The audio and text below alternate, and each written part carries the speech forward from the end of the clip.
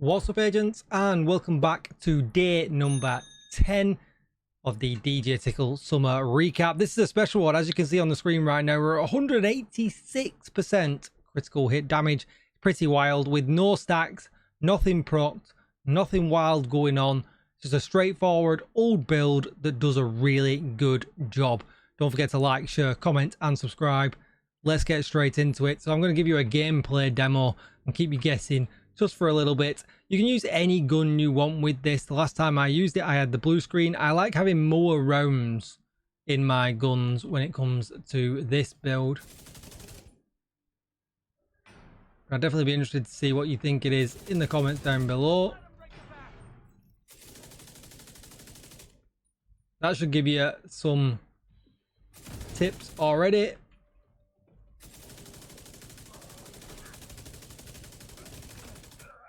And it gets stronger the more you use it, which is wild.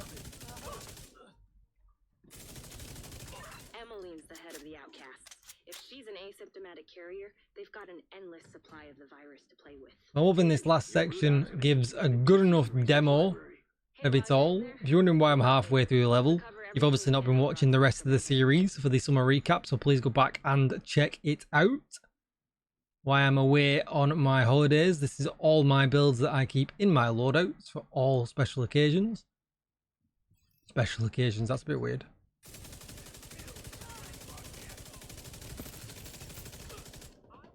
This build really, when it's powerful, really does make you feel like a one-man army. It's really good against Black Tusk and stuff that have mini tanks or dogs and stuff like that, because you can just, you know, tag a few enemies and then hit heavy into one of the tanks or something like that, and you'll just kill a whole bunch of enemies. I mean, look how easy that was. This is on heroic. I feel like I need to show you somewhere a little bit harder just to show you that point. I'm gonna go to District Union and slap it on legendary and just do the beginning bit. And I appreciate this, you know, clogs a load of enemies together, but it gives you a really good demo of what this build is really capable of. There's a whole bunch of ways you can run it. I'm running it really the most basic way in this one, but I do that with all of my builds in my loadout so that I can swap and change pieces out if I need to. Synergizes really well with the blue screen. Come on guys, show yourself.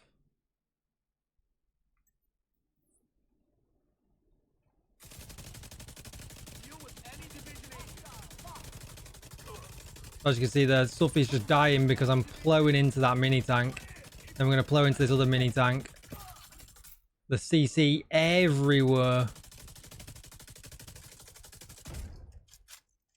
Unfortunately, didn't snag a crit on that guy there then.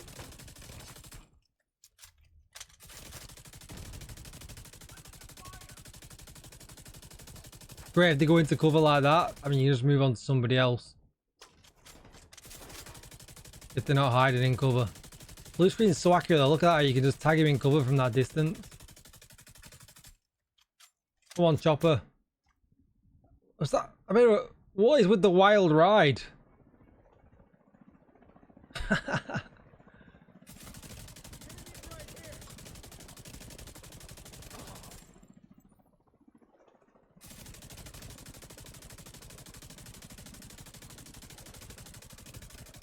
Really, you don't really need to worry too much. Just get a tag on things and move on to your next enemy.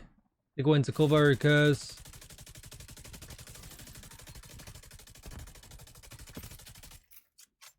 Just makes for a really easy time.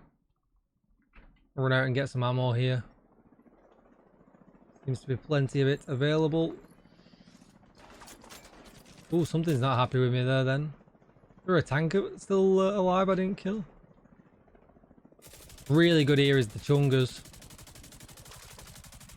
Get a tag on them.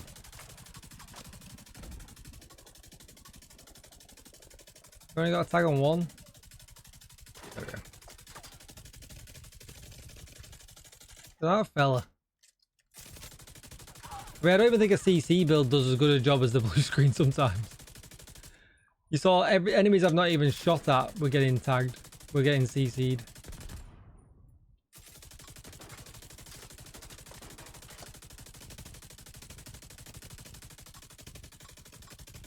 Now, if you're using this in a party, legendary, I mean, the party is literally going to thank you. They're going to be like, mate, that was some awesome CC, some awesome damage. I don't feel like it's used enough, to be honest.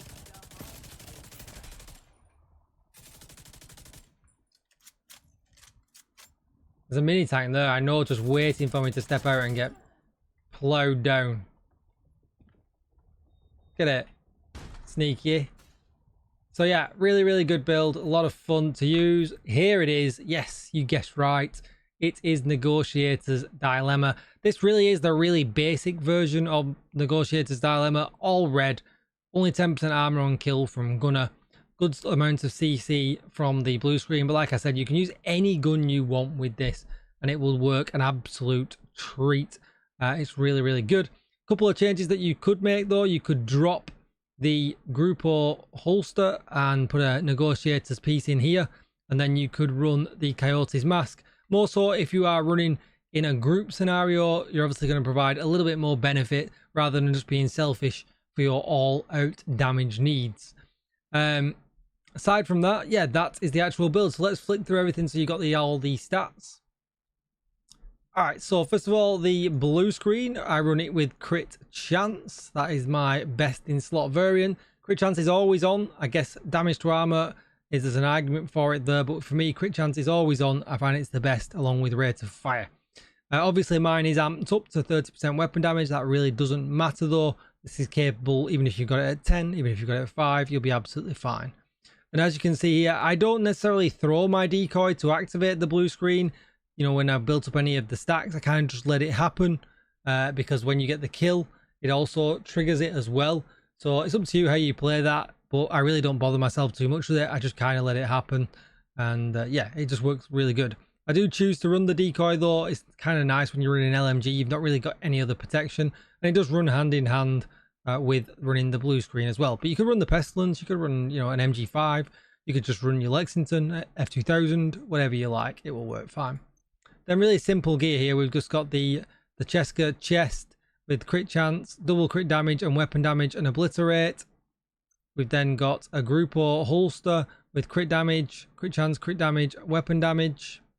And then we've got the Negotiator's set. So the mask has weapon damage, crit chance in the mod slot. The gloves has weapon damage, crit damage. And the knees, weapon damage, crit damage.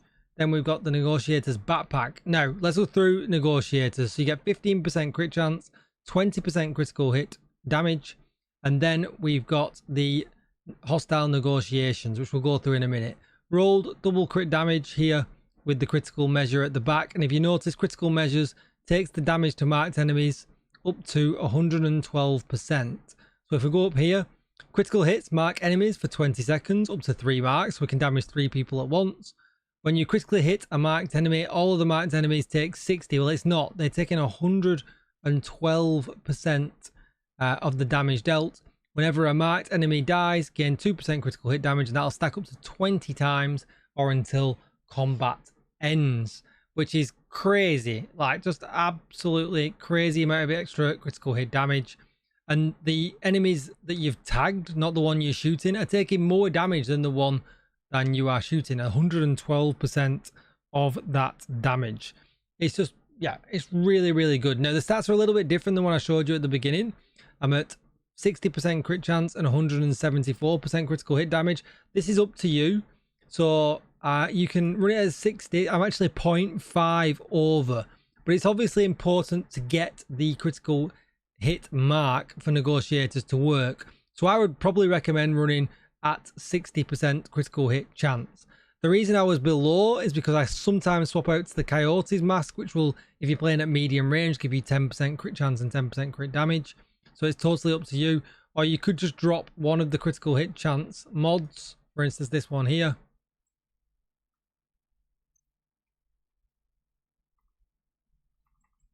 I'm running exactly what I showed you at the beginning of the video with 54.5 and 186. You're not really going to notice too much difference. Just depends if you really want to be totally capped or not. But you would lose 0.5 crit chance, but again, not a huge deal. That is going to be it for this video. Thank you for supporting my summer rerun. I hope you're enjoying it. Tune back in for tomorrow for day 11. Don't forget to like, share, comment, and subscribe. If you really want to, you can get that DJ Tickle membership by hitting the join button. Thanks for watching, and I will see you in the next one. Bye bye.